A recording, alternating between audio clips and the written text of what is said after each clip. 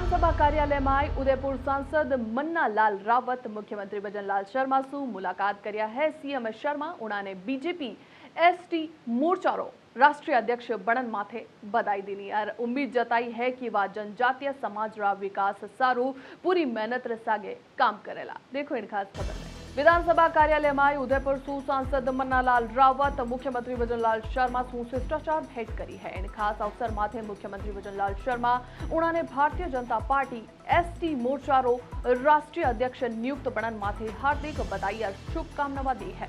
भेंट दौरान सीएम शर्मा कहो है कि मन पूरा विश्वास है कि प्रधानमंत्री नरेंद्र मोदी जी रा मार्गदर्शन और राष्ट्रीय अध्यक्ष नितिन नबीन रा नेतृत्व में मन्नालाल रावत एसटी वर्ग रा उत्थान संगठन ने मजबूत करण और जनजातीय समाज रा हक्का सारू पूरी ईमानदारी और पूरी प्रतिबद्धता रे सागे काम करेला। नियुक्ति सु प्रदेश रा जनजातीय वर्गा में खुशी रो माहौल है।